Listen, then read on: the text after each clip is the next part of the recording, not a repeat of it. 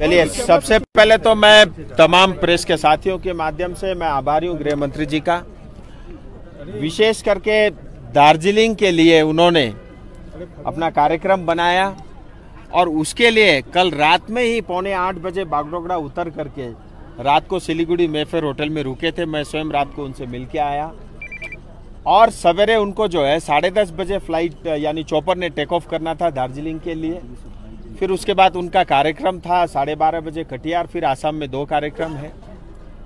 ये सब होते हुए भी हमारे लिए सुबह 10 बजे से लेकर के 1 बजे तक जो है 3 घंटे वो होटल में और बागडोगरा एयरपोर्ट में प्रतीक्षा करते रहे।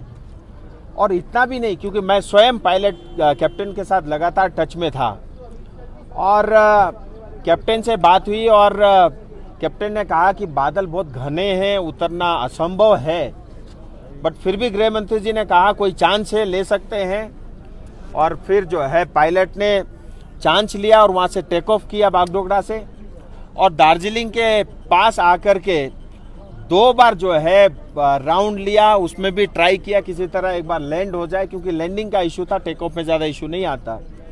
और इस तरफ से जहाँ से बागडोगरा करीब 17 मिनट का ही रास्ता है, जहाँ से आता है जो रूट है, उसमें घने बादल रहे और हर 5 मिनट में चेंज हो रहा था लगातार मौसम। सो फाइनली रिस्क नहीं ले सकते, क्योंकि गृह मंत्री जी का सवाल है, तो वापस अगले कार्यक्रम के लिए वो कटिहार अभी जस्ट लैंड किए हैं।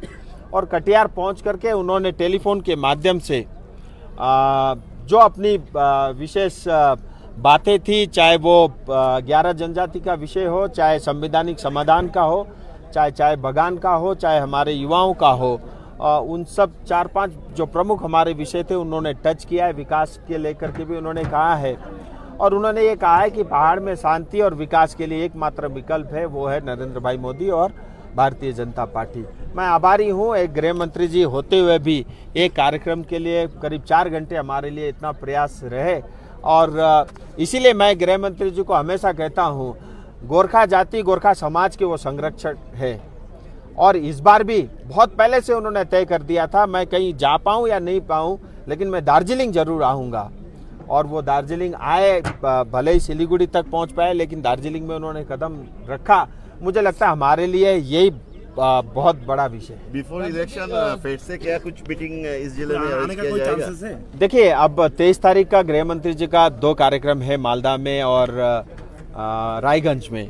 और बार बार मैं अपने लिए बुला करके दूसरे के सीट में खराब नहीं करना चाहता, क्योंकि दार्जिलिंग की जनता बीजेपी के साथ है, मोदी जी के साथ है, गृह मंत्री जी के साथ है। उन्होंने आज भी वो शब्द प्रयोग किए हैं, काम कराना मेरी जिम्मेदारी है। बट फिर भी मैं प्रयास करूंगा। मुझे लगता है इस बार भी हम फिर वो चांस नहीं लेंगे। अगर पॉसिबल हुआ तो मैं ये प्रयास करूंगा कि 23 तारीख को कोई अगर संभव हुआ तो भले ही सिलीगुड़ी में सही एक बड़ा रैली या रोड शो करने की मैं चेष्टा करूंगा, लेकिन अभी मैं कंफर्म कुछ नहीं बता रहा। आज तो राजनाथ सिंह जी है सिलीगुड़ी में। अभी मैं यहाँ से तुरंत जा रहा हूँ सिलीगुड़ी, क्योंकि राजनाथ जी आ रहे हैं। उनका एक कार्यक्रम है शाम को 5 बजे, तो अगला कार्यक्रम के लिए मैं भी निकल रहा हूँ। राजू जी, जैसे कि नजर में आया था कि मोदी जी मार्च में एक सभा किए थे सिलीगुड़ी में, और राजनाथ जी आज आ रहे हैं। अमित जी सिलीगुड़ी तक आ पाए, दार्जिलिंग नहीं आ पाए।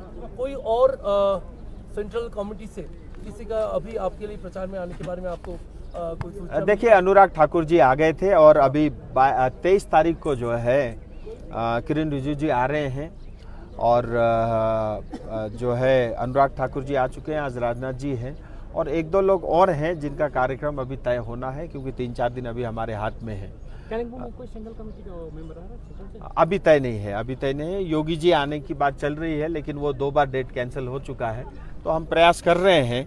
और क्योंकि जनता चाहती है कि एक बार बड़े नेता आए, उनसे मिले, उनकी बात सुने, वो एक सबके मन में एक इच्छा रहती है, तो इसीलिए गृह मंत्री आ रहे थे।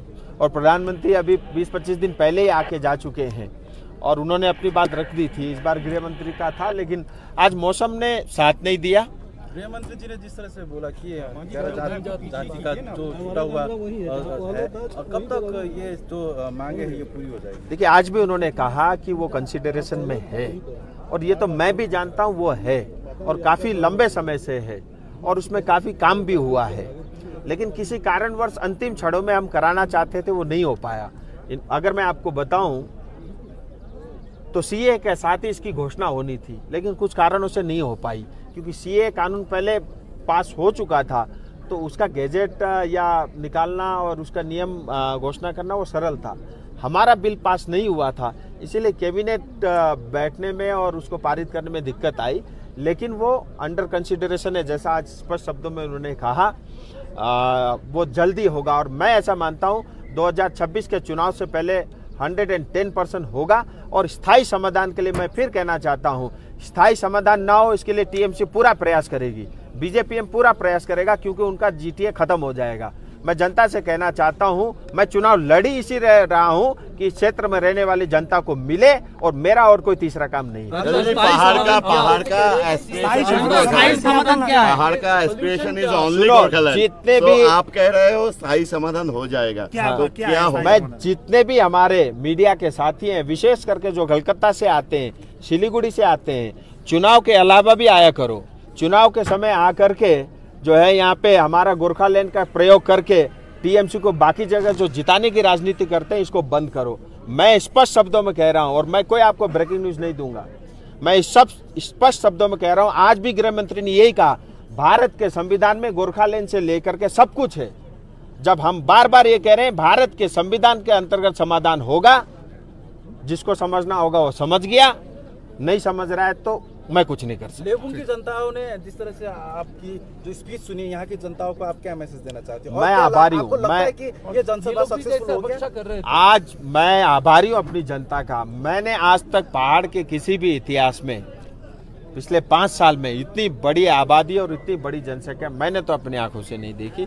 मैं आभारी हूँ जनता का, दूर दूर से सवेरे से चल करके यहाँ आए, और ग्राउंड में जितने इसके आधे बाहर भी घूम रहे हैं, वो प्रतीक्षा कर रहे थे गृह मंत्री आए तो हम अंदर आए।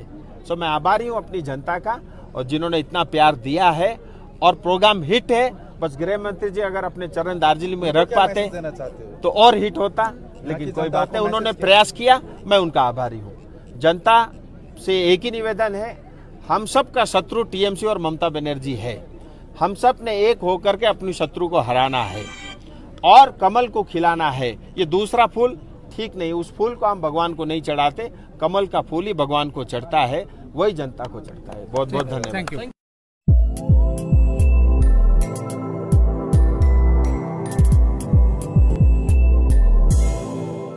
यो हो SG न्यूज।